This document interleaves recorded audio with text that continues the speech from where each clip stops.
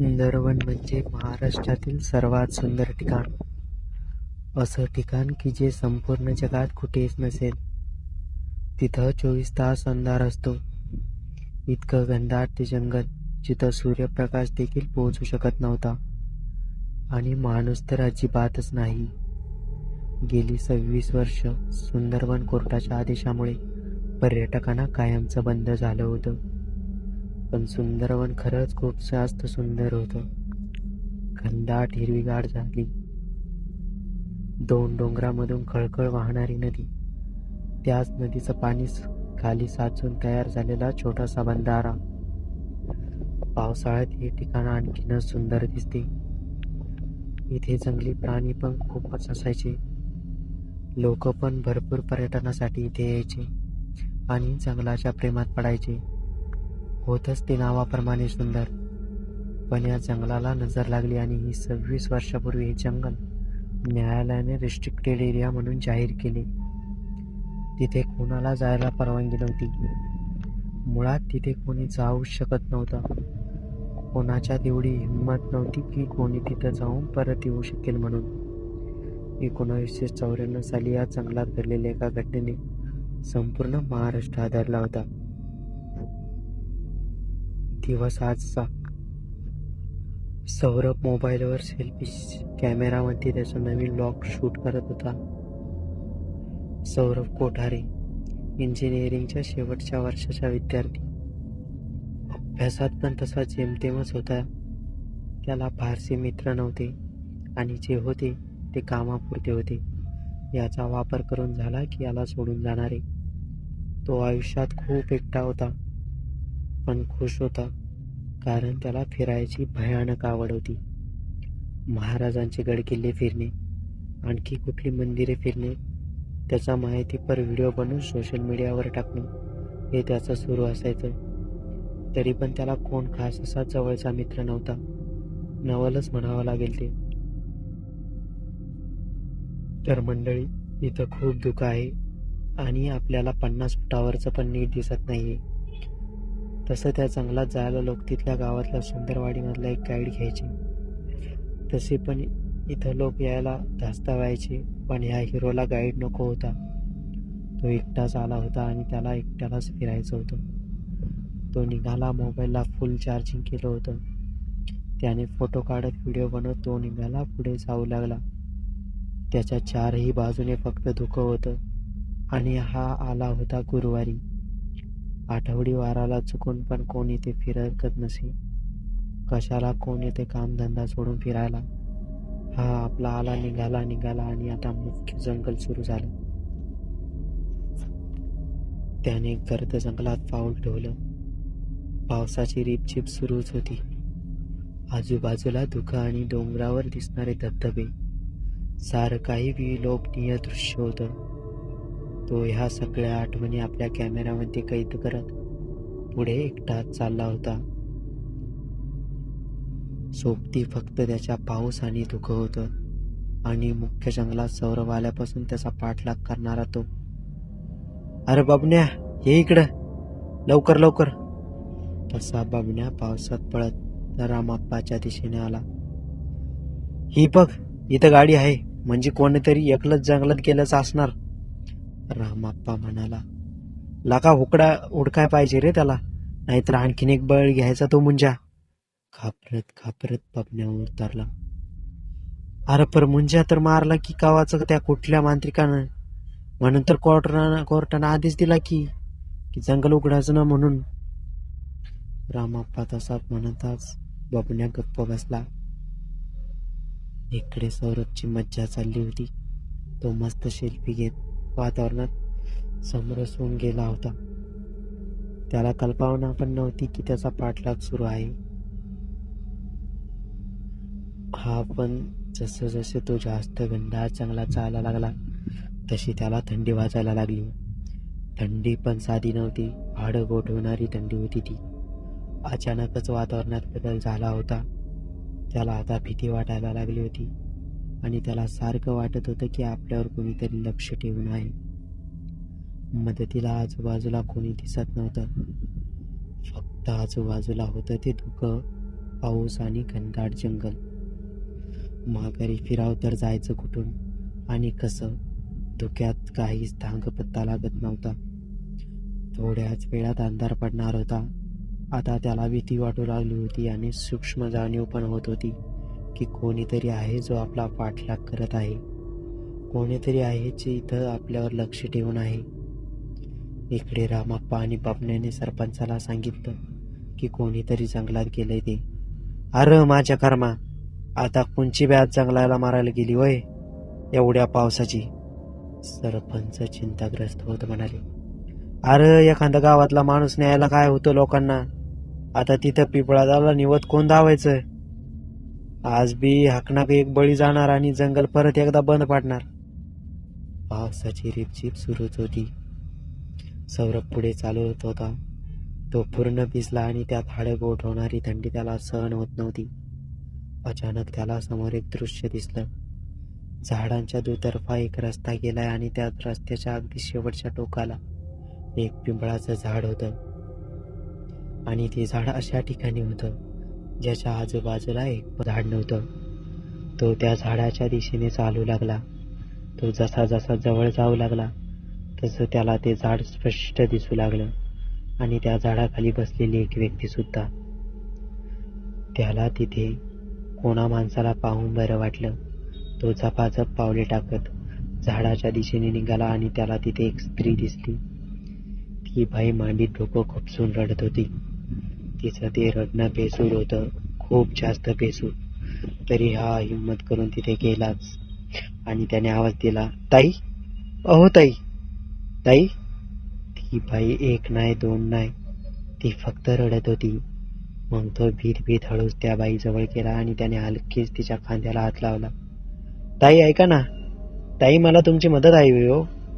ती अचानक रडायची थांबली आणि तिने मान वरती गेली. त्या बाईचं तोंड बघून सौरभची भीतीने बोबडी जळाली.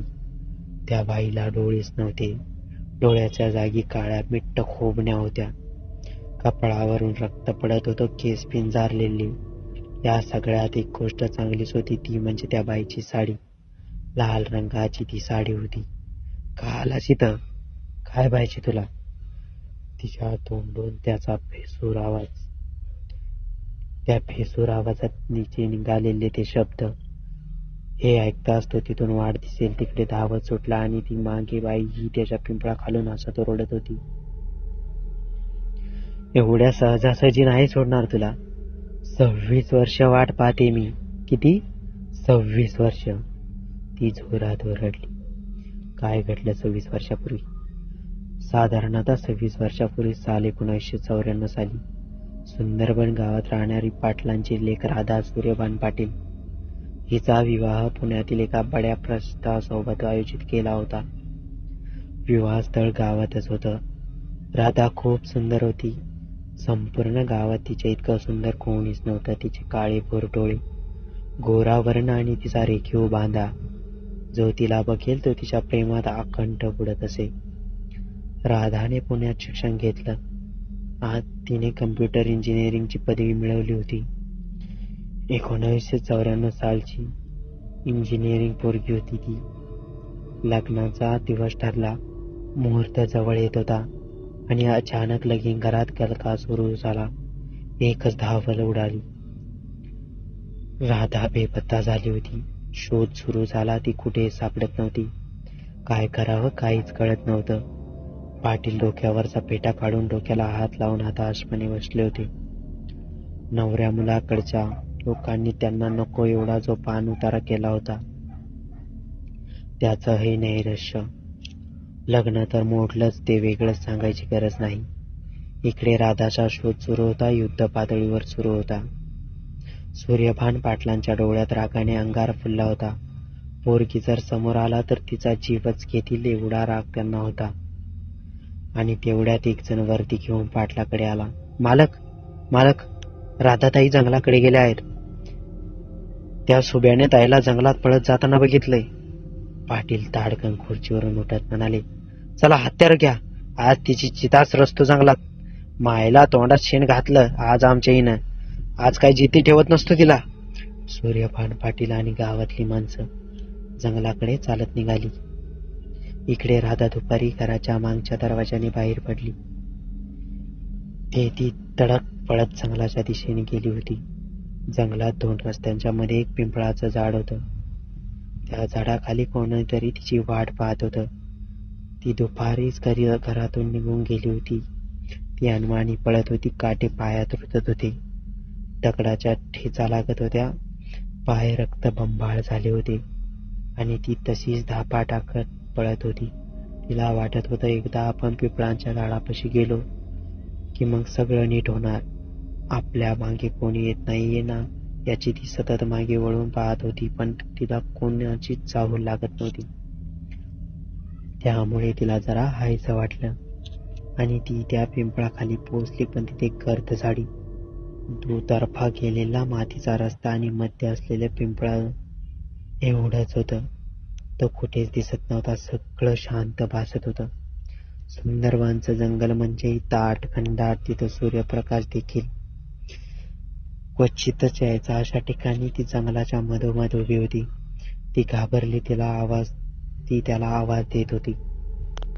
आशिष, कुठे आहेस रे? मी आली रे, तुझी राधा आली. कुठे आहेस तू? आशिष म्हणजे तिचा प्रियकर. दोघे कॉलेजला एकत्र होते. आधी मैत्री झाली, मग प्रेम झालं. पण आशिष दुसऱ्या जातीचा होता. हे पाटलांना कधी मान्य केलं नसतं. म्हणून त्यांनी पळून जायचा प्लॅन आखला होता. इथून पळून जायचा आणि मुंबईला जाऊन लग्न करायचं, बस इतकंच. कोणाचाच आवाज येत नव्हता. तिथं फक्त तिचा आवाज होता. तिला वाटलं आशिषला उशीर झाला असेल, म्हणून तिने तिथे झाडाखाली वाट पाहायचं पक्क केलं. 2 तास उलटून गेले होते. ती रडत होती. पायांच्या जखमा ठणकत होत्या आणि तिला कोणाची तरी चाहूल लागली. कोणीतरी आपल्या दिशेने येते असं तिला वाटलं. पण जे कोणी येत होतं ते एकटं नव्हतं. सोबत आणखीन कोणीतरी होतं असं तिला वाटत होतं. आवाज जवळ येत होता आणि पाहते तर काय, समोर गावातली लोक, सोबत पाटील, सगळेजण तिच्याकडे येत होते.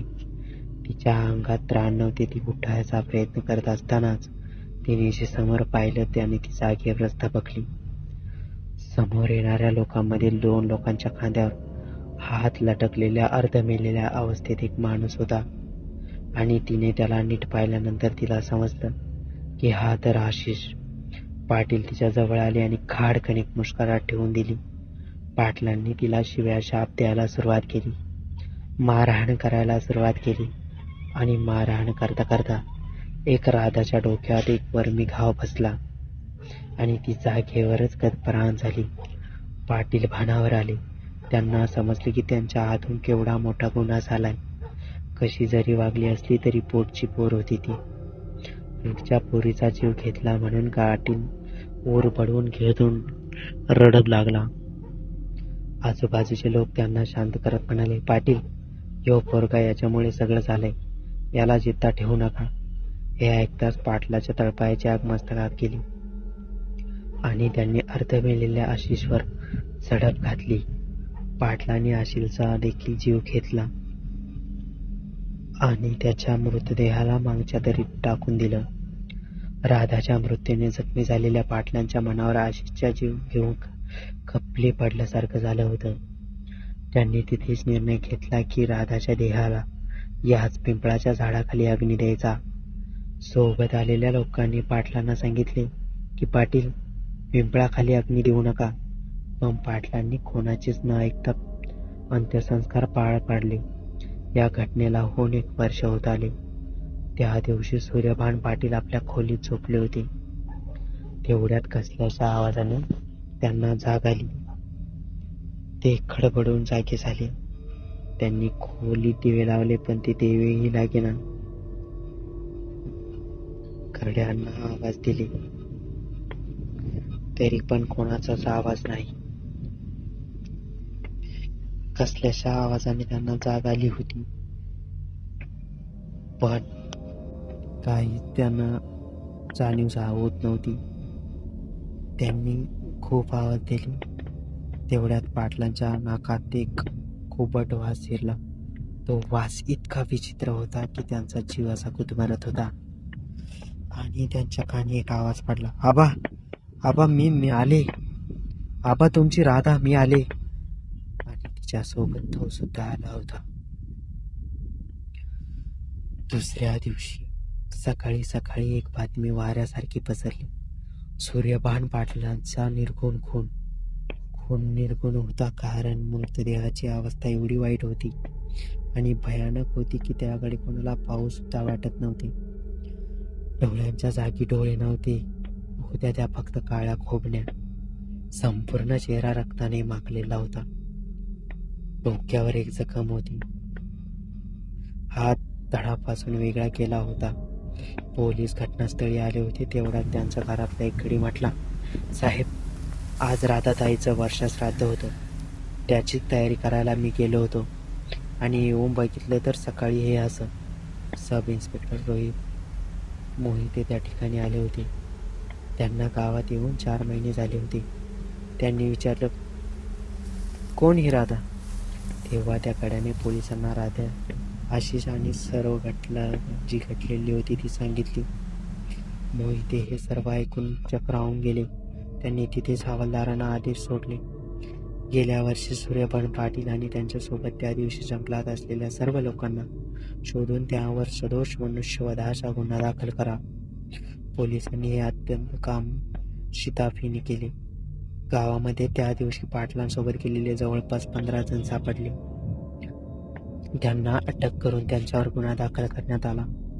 आता गावात सगळं काही नीट आणि सुरळीत सुरू होतं आणि एक दिवस अण्णा कुंभार गावातून बेपत्ता झाला. त्याची बायको रडत फेकत पोलीस स्टेशनला आली.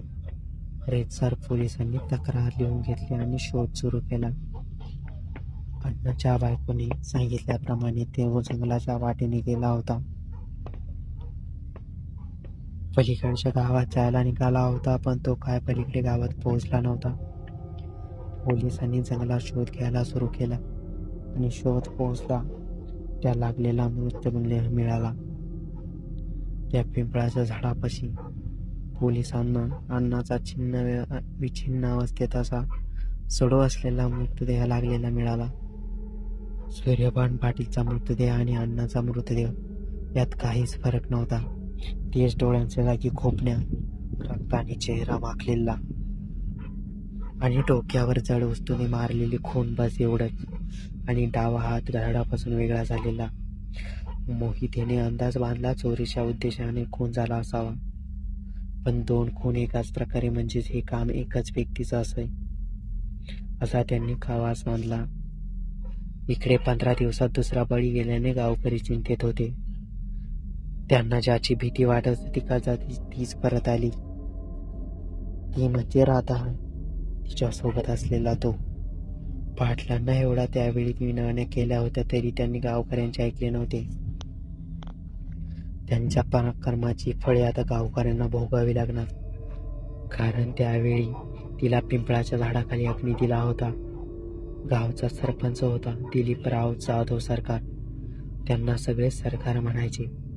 त्याने ग्रामसभा बोलावली आणि ग्रामसभेमध्ये सांगितलं की आपल्याला जी शंका वाटत आहे ती आपण मोहिते साहेबांच्या कानावर घालायची. हे जंगल म्हणजे आपलं धन आहे. वर्षातले 4 महिने थोडे थोडके का होईने लोक इथं येतात, जंगल पाहतात. त्यावर काही घरांची रोजीरोटी चालते. 2 खून 2 बळी घेतलेत त्या सटवीने. अजून किती घेईल माहीत नाही. त्याआधी आपण पोलिसांच्या मदतीने ती पिंपळाचे झाड जाळून टाकू. गावकऱ्यांनी देखील याला समर्थता दर्शवली. सरपंच आणि काही मोजके मंडळी पोलीस स्टेशनला गेले आणि मोहिते साहेबांना भेटून सारा प्रकार सांगितला. मोहिते हा सुशिक्षित माणूस. त्यांना ह्या सगळ्या अंधश्रद्धेवर काहीच विश्वास बसला नाही. पण त्यानंतर मोहिते जे बोलले त्याने सरपंच काय सगळेच हादरले. मोहिते म्हणाले, जर सूर्यभान पाटलाला आणि त्या अण्णाला तुम्ही म्हणताय तसे राधाच्या भूताने मारले असेल तर हे अतिशय चांगलं केलंय. माझा बदला तिने घेतला. सूर्यबाण माझ्या हातून मारायचा होता, तो तिच्या हातून मेला. आणि मोहिते जोरजोरात हसू लागले. पण साहेब, तुमचा या सगळ्यांसोबत काय संबंध? तुम्ही कोण? सरपंच म्हणाले, मी इन्स्पेक्टर आदेश मोहिते. आशिष मोहिते ज्याला तुमच्या गावकऱ्यांनी आणि त्या पाटलाने मारला ना, त्याचा मोठा भाऊ. आणि तो हसू लागला. इकडे गावकऱ्यांनी एक मोठा निर्णय घेतला. सरपंचाच्या नेतृत्वाखाली ते झाड गावच्याच लोकांनी जाळायचं ठरवलं. सरपंचाच्या सहित 15 लोकांनी जबाबदारी घेतली. दिवस ठरला, वेळ सुद्धा ठरली. वेळ होती मध्यरात्रीची. दिवस होता दर्श भाऊ का अमावस्या. पुन्हा मांत्रिकाने सांगितल्याप्रमाणे अमावस्याच्या त्या रात्री मध्यरात्री हे काम करायचे होते. आणि हे निघाले. कोण? हा उलट्या डोक्याचा मांत्रिक होता. त्याने सांगितले होते की अमावस्येला आत्मा जास्त प्रबळ असतो. त्यावेळी त्याला नष्ट केलं की तो परत येत नाही. जवळजवळ 48 तास झाले होते. या लोकांना जाऊन तरी कोणीच माघारी आलं नव्हतं. शेवटी एकाने जाऊन पोलिसांना सांगितलं. मोहिते हे सारं ऐकून फार म्हणजे फार चिडले. त्यांनी पोलीस टीम घेऊन लगेच जंगलाकडे धाव घेतली आणि त्यांना झाडाचे दुरून दर्शन झाले. ते झाड अगदी हिरवगार दिसलं. वैशाखात सुद्धा पिंपळ टवटवीत हिरवागार दिसत होता. पण जवळ जाताच त्यांनी जे पाहिलं ते फार हृदयद्रावक होतं. गावातून आलेल्या 15 लोकांचे जळालेल्या अवस्थेतील मृतदेह तिथे पडले होते. सरपंच जाधव सुद्धा संपला होता. मोहितेने हे असं कसं अचानक झालं काहीच समजत नव्हतं. मृतदेहाची अवस्था अशी वाईट होती, एवढी वाईट होती, आणि त्या मृतदेह कुजलेला वास येत होता. श्वास गुदमरून टाकत होता. तर झालं असं, त्या दिवशी हे सगळे गावातून निघाले. त्यासोबत तो मांत्रिक देखील होताच, ज्याने हा उपाय सांगितला होता. गावातून जाधव, सरपंच आणि इतर मंडळी पिंपळाच्या दिशेने निघाले. 1 तासभर चालून झाल्यावर त्यांना पिंपळाचे झाड दृष्टीस पडाले. मांत्रिकाची पिंपळावर नजर जाताच एका बाईची जोरात किंकाळी संपूर्ण जंगलभर घुमली आणि एक खोकरा आवाज आला. मोर येऊ नका. जिथं जायचं असेल तिथं मोर ऐकू नका. तुम्हाला जर जिथं जायचं असेल तर मोर येऊ नका. हे असला आवाज ऐकून सगळे गावकरी जागेवर स्तब्ध उभे होते. ह्या आवाजाने मांत्रिकासोबतच इतर मंडळींना सुद्धा थरथरून घाम फुटला होता. पुढे जायला कोणीच धाजविना. जो तो आपल्या जागेवरच उभा होता. सर्व गावकऱ्यांनी स्वतःला सावकार, मंत्र्यांनी आणि मांत्रिकांनी स्वतःला सावरत व गावकऱ्यांना कळसावले. आज या 2 आत्म्यांना संपवले नाही तरी आपल्याला संपवतील. घरदार जिवंत ठेवायचं असेल तर आजच्या आज यांचा निकाल लावलाच पाहिजे. ज्यांना आपल्या आई बापाला, बायको पोरांना जिवंत पाहायचं असेल त्यांनी माझ्यासोबत पुढे चला. मांत्रिकाने असं बोलताच सगळे लोक पुन्हा उठले आणि पिंपळाच्या झाडाकडे जाऊ लागले.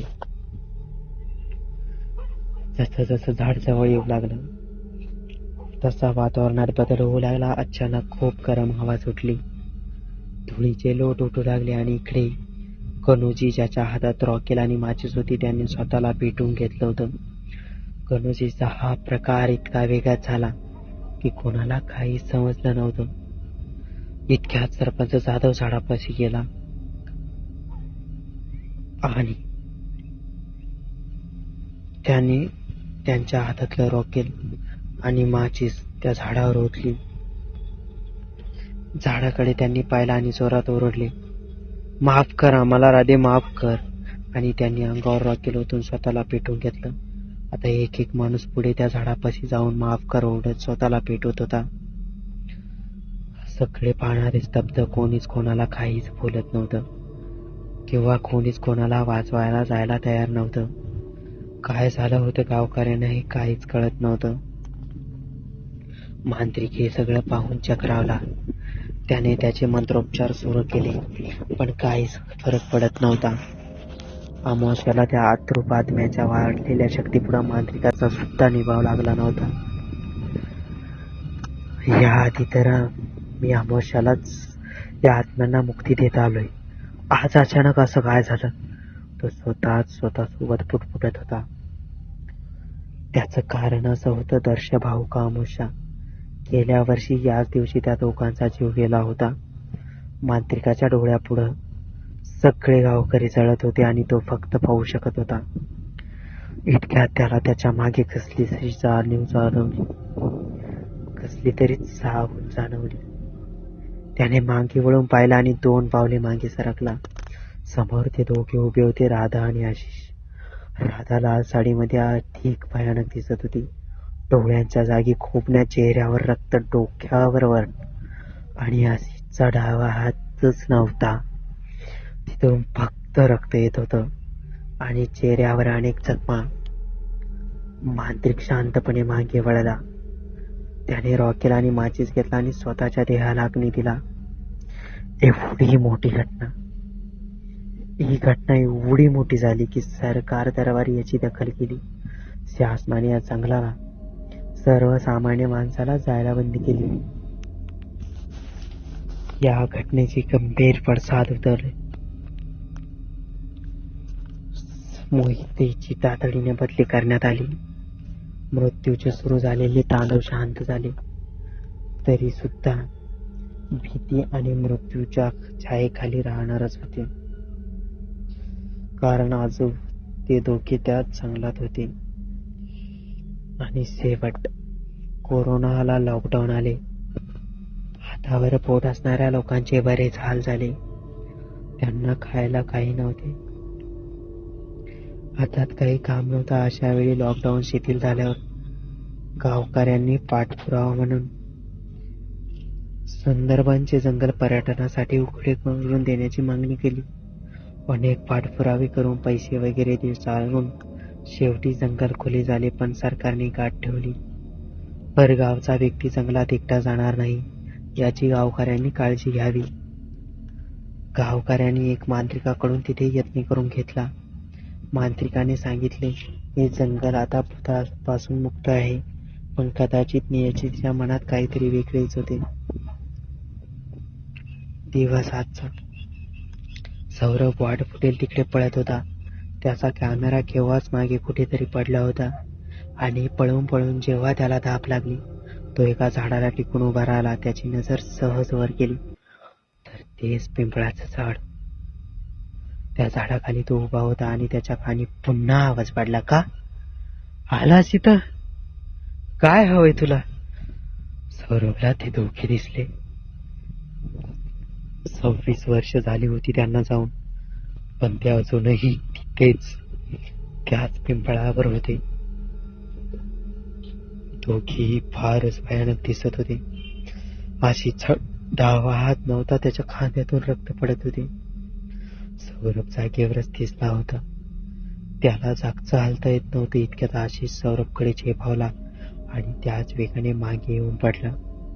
हे सारं इतकं वेगात झालं की सौरभ सुद्धा 2 पावले मागे सरकला. माझा आणि आशिषचा आत्मा आणि सौरभ या दोघांच्या मध्ये काहीतरी दैवी शक्ती आहे हे राधाच्या लक्षात आलं. तिचं लक्ष त्याच्या पायाकडे गेले. त्याच्या पायात एक काळा दोरा, जो त्याच्या आजीने त्याच्या पायात खूप वर्षाआधी बांधला होता. त्या काळ्या दोऱ्यामुळे या दोघांना सौरभला काहीच करता येईना. सौरभच्या देखील लक्षात ही गोष्ट आली आणि त्याने सुटकेचा निश्वास सोडला. त्याला वाटलं, जोवर हा दोरा माझ्या पायात आहे तोवर हे दोघे मला काहीच करू शकणार नाही. एव्हाना संध्याकाळ झाली होती. सौरभने त्या दोघांची नजर चुकून गावाच्या दिशेने धूम ठोकली. तो पळून जाताच एक सौरभ मागून किंकाळी आली त्या जंगलात. एक बराच वेळ घुमत होती तो आवाज राधाचा होता. इकडे सौरभ पळत होता. त्याला धाप लागली होती, पण तो पळत होता आणि पळता पळता ओलसर जागेवरून घसरून एका काट्यांच्या झाडीत पडला. अंगाला काटे टोचले होते, हातापायात काटे घुसले होते. तो ते उपसून काढत होता आणि त्याच वेळी रक्ताच्या चिळकांड्या बाहेर उडत होत्या. तो रक्तबंबाळ झाला होता. त्याला काही सुचत नव्हते. तो उठला आणि त्या झाडीतून बाहेर आला आणि चालू लागला. रक्त काही थांबायचं नावच घेत नव्हतं. चालून चालून तो ढकून एका ठिकाणी जरा स्थिरावला. त्याला पाणी हवं होतं. तो पाण्याच्या शोधात इकडे तिकडे पाहत असतानाच त्याच्या लक्षात आलं की ही जागा आपली परिचयाची आहे. इथे याआधी आपण येऊन गेलोय आणि तेवढ्यात समोरून आवाज आला, आलास परत? का आलास परत? त्याने समोर पाहिलं, राधा आणि आशिष उभे होते. त्याने वर पाहिलं तर तो त्याच पिंपळाच्या झाडाखाली होता. त्याने पायाकडे पाहिलं. पायात काठी लागल्यामुळे रक्ताने माखला होता आणि त्याच्या पायात काळा दोरा नव्हता. नियतीने म्हणा किंवा नशिबाने त्याची केव्हा साथ सुटली होती. राधा आणि आशिष त्याच्याकडे पाहून केविलवाने हसू लागले. सौरभला काही सुचेना. त्यांच्याकडे पाहून त्याने हात जोडले आणि म्हणाला, मी तुमचं काहीच वाईट केलं नाहीये. मला जाऊ द्या, मला मारू नका. गावातून रामाप्पा, बबन्या आणि सौरभला शोधायला सरपंच देखील आले होते आणि ते सरळ पिंपळाच्या दिशेने चालू लागले. पिंपळाच्या जवळ जाताच त्यांना रक्त दिसलं. दुरूनच त्यांना पिंपळ दिसला. ते अगदी ती मखात उभा असलेला फाटलेल्या कपड्याचा तुकडा आणि फूट. तिघांनी एकमेकाकडे पाहिलं आणि सरपंच म्हणाले, अरे गाड्यांनो, ती गेलीच नाही, इथंच आहे आणि ती आता कोणाला चिती सोडणार नाही. ती जागी झाली. समद्यांना सावध करायला हवं. सरपंच, रामप्पा आणि बबन्या यांना बेपत्ता होऊन आज 3 दिवस झाले आणि या तिघांना शोधायला गावातले काही लोक जंगलात निघाले आणि ते सुद्धा कदाचित कधीच परत नाही येण्यासाठी. तर मित्रांनो, कशी वाटली तुम्हाला ही कथा? आवडल्यास नक्की लाईक, शेअर आणि चॅनलला सबस्क्राईब करून बेल आयकॉन प्रेस करायला विसरू नका. धन्यवाद.